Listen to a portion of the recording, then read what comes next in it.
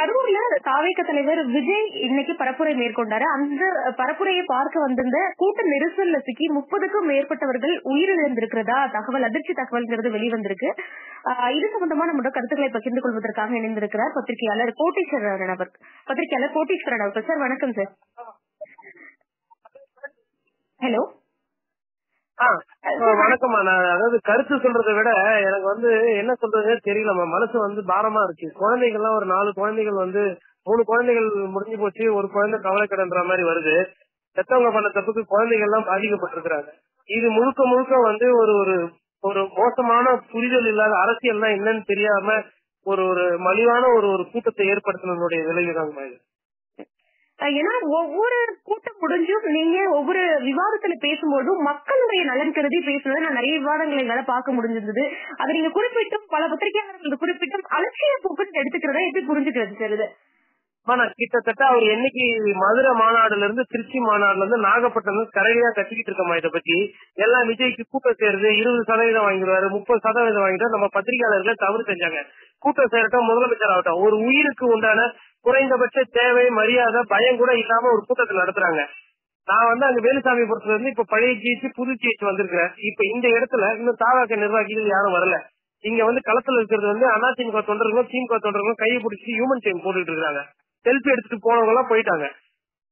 அரசியல் புரிதல் இல்லாம ஒரு கூட்டத்தை ஏற்பாடு பண்ணா இப்படிதான் ஆகணும். ஒரு கூட்டத்துக்கு 2 மணி நேரம் வெயிட் பண்ண வைக்கலாம் ஜனங்களை, 4 மணி நேரம் 6 மணி நேரம் வெயில்ல வெயிட் பண்ண வைக்கிறது அது என்ன அரசியல்னு எனக்கு புரியல. அவர் பெண் அழைப்புக்கு போற மாதிரி இந்த பெண் அழைப்பு மாப்பிள்ளை அழைப்பு போவாங்க இல்லைங்களா கல்யாண நேரத்துல, அந்த மாதிரி அவர் பஸ்ல போறாரு. பஸ்ஸுக்கு பின்னாடி ஒரு பின்னாடி ஒரு 50 பேர், முன்னாடி ஒரு 150 பேர் அப்படியே பொறுமையா நடந்து போறாங்க. கரூர்ல இருந்து விட்டா திருச்சி வரலாம் நடந்து போவாங்க, திருச்சியில இருந்து கரூர் வரலாம் நடந்து போவாங்க. அந்த மாதிரியான ஒரு புரிதல் உள்ள கூட்டமா இருக்கு. இது அவர் ரசிக்கிறார் விஜய். அந்த குறிப்பா இன்னைக்கு கொடுக்கப்பட்ட ஸ்பாட் என்பது நான் 24 மணி நேரத்துக்கு முன்னாடி அதே ஸ்பாட்ல எடப்பாடி பழனிசாமியோட பிரச்சாரத்தை கவர் பண்ண விஜய் அவர்கள் வராருன்னு சொல்லிட்டு அதே இடத்துல தங்கி இருக்கிறேன். ஆனா இவங்க என்னன்னா அந்த ஜங்ஷன்ல ஒரு 5000 பேர் கூடி இருந்தாங்க. அந்த ஜங்ஷன்லயே இவர் வண்டியில இருந்து ஒரு கை அசைச்சிருந்தாரு, இல்ல மக்கள் கிட்ட பேசிட்டு தான் போயிட்டு இருப்பாங்க. கூட்டம் கலைஞ்சிருக்கும். இவர் ஆனா அந்த கூட்டத்தை ரசிக்கிறாரு, விரும்புறாரு. அந்த கடைசி பாயிண்ட் வரணும், எங்க கூட்டம் கலைஞ்சிட போகுதுன்னு சொல்லிட்டு அந்த கூட்டத்தை இருக்க வைக்கிறார். விஜய் அவர்களை பார்க்கணுன்ற அந்த மக்கள் கிட்ட இருக்கிற ஏக்கத்தை அவர் அரசியல் ஆதாயத்துக்கோசரம் பயன்படுத்தினார் கூட இல்ல. புரிதல் இல்ல. ஒரு வாட்டி சொல்லலாம், 2 வாட்டி சொல்லலாம், பட் அதை பத்தி புரிதல் இல்ல. ஒரு 10,000 பேர் நம்ம சென்னை விமான ஏர்போர்ட் ஈவெண்ட் நடந்து நிறைய பேர் செத்ததை பார்த்தோம் மெரினா பீச்ல. அன்னைக்கும் சொல்றோம், கூட்டம் அதிகமா கூடுச்சுன்னா அங்க ஸ்டாம்பீட் ஆகும், மக்கள் தண்ணி இல்லாம மயக்கம் வருவாங்க, வயசானவங்க வருவாங்க, குழந்தைகள் எல்லாம் கூப்பிட்டு இன்னைக்கு குழந்தைய இன்னைக்கு இவங்க வராம இருந்துதான் இவங்க உயிரோட இருந்திருப்பாங்க, இறந்து வருது. விஜய் அவர்களை பார்க்க வந்தது தவிர்த்து வேற எந்த தப்பும் பண்ணல. இது ஒரு சில பேர் இப்ப என்ன சொல்றாங்கன்னா ஹாஸ்பிட்டல்ல மருத்துவ வசதி இல்ல, டாக்டர் இல்ல அப்படின்றாங்க.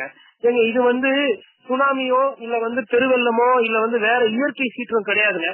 இது செயற்கையான சீற்றம். It's manmade disaster. This is just manmade disaster poorly organised by TVK.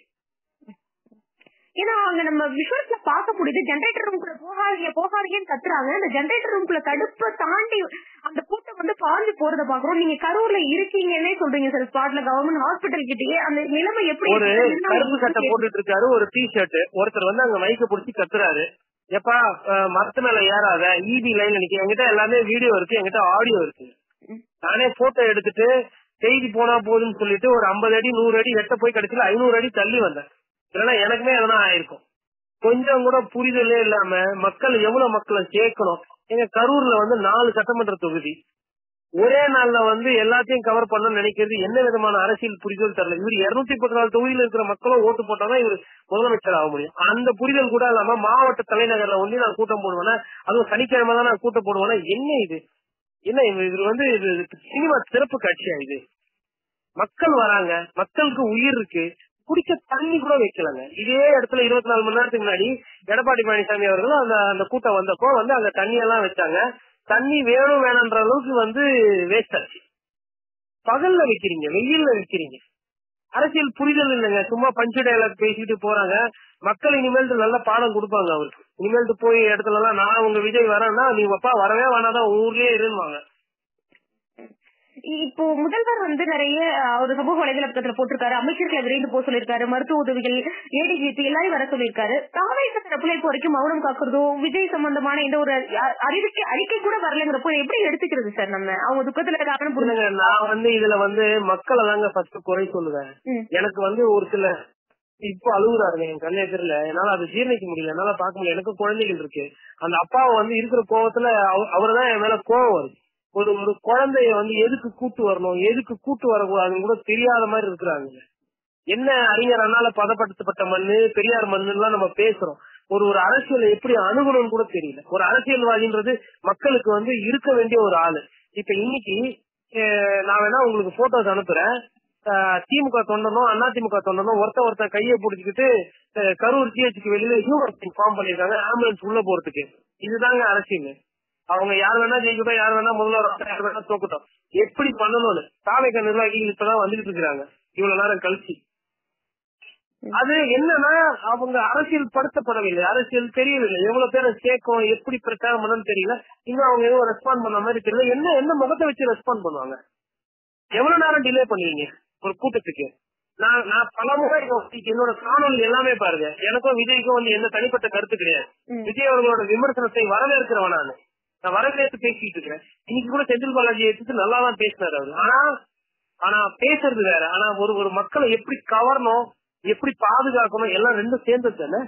நீங்க கவர் பேச்சு ஒண்டி நான் பேசுவேன், நல்லா அவங்களுக்கு பிடிச்ச மாதிரி நான் பேசுவேன். ஆனா அவங்களோட உயிரை பத்தியோ இல்ல அவங்களோட அந்த கூட்ட நெரிசலை பத்தி எனக்கு எல்லாரும் கவலை இல்லைன்னா அது என்ன விதமான அரசியல் தன்மை?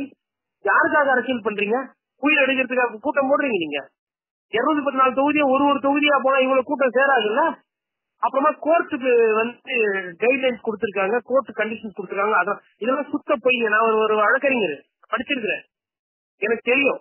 ஒரு கிலோமீட்டருக்கு முன்னாடி அந்த வண்டியில முன்னாடி உட்காந்து டாடா காட்டியிருந்தாங்க, நிறைய பேர் போயிருப்பாங்க. அப்பயே அந்த கூட்டத்தை அப்படியே சேர்த்து வைக்கணும், அந்த கூட்டம் அங்கேயே இருக்கணும்ன்றது.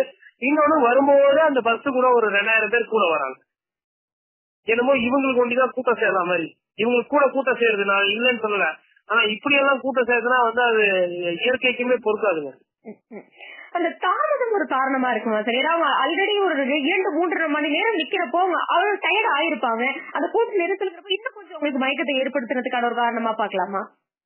அது என்ன நடக்குதுங்க, இட்ஸ் கால்ட் அஸ் பயோடிக் பிரஷருங்க.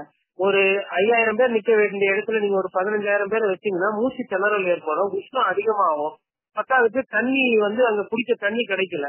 அப்படி இருக்கும்போது அந்த ஆர்வமும் குறையல. விஜய் அவர்களை சும்மா பார்க்கணும், அவங்களுக்கு வேற எதுவும் வேணாம், விஜய் அவர்களை பார்க்கணும். அவரு சிரிச்சா அந்த பார்வை போதும் ஏங்கினதுக்கு கொடுத்த பரிசா இது. இன்னொன்னு அந்த வண்டியில அவர் லைட் இருட்டாயி போச்சு, ஒரு லேட்டா தான் வந்தாரு. அவரு லேட்டா வந்ததுக்கு அப்புறம் அந்த வண்டியில முன்சீட்ல அவர் இல்ல, தெரியல மக்களுக்கு, நல்லா மறைச்சிருக்காங்க. அவர் வண்டிக்கு மேல நின்று கையை அசைச்சு போயிருந்தாங்க, நிறைய பேர் பார்த்த சந்தோஷத்துல வீட்டுக்கு போயிருப்பாங்க, கூட்டம் கொஞ்சம் குறைஞ்சிருக்கும். ஆனா அவங்க அதை எதுவுமே பண்ணல. இன்ச்சு பை இன்ச்சா பொறுமையா நவுந்ததுனால இவ்வளவு பிரச்சனை. ஏன்னா பாக்கலையே, இவ்வளவு நேரம் காலையில இருந்து 5 மணி நேரம் 6 மணி நேரம் காசு இருந்தோமே பாக்கணும்னு சொல்லிட்டு என்ன பண்றாங்க, அந்த பஸ் கூடவே நடந்து போறாங்க. ஆல்ரெடி அங்க கூட்டம் ஆயிரக்கணக்கில் கூடிட்டு இவங்களும் நடந்து போகும்போது அங்க கூட்டம் நெரிசல். இதுல சில தாய்மார்கள் குழந்தைய வச்சிருக்கிறாங்க, தகப்பனார்கள் அதனுடைய பிரச்சனை தெரியாம தோல்ல குழந்தைய விஜய் வந்திருக்காரு பாருன்னாங்க. அவங்களுக்கு எல்லாம் என்ன சொல்றதுன்னே தெரியல. எனக்கு எல்லாம் வார்த்தைகளே இல்ல போன்றவர்களுக்கு எல்லாம் பேசுறது. நன்றி சார். நீங்க தொடர்ந்து நான் ஒவ்வொரு விவாதத்திலயும் உங்களை பாக்குறேன், மக்கள் நலன் குறித்துதான் நீங்க பேசிட்டே இருக்கீங்க. இருந்தாலும் இப்படி நடக்கவே கூடாத ஒரு துயர சம்பவம் நடந்திருக்கு. Subscribe to One India and never miss an update.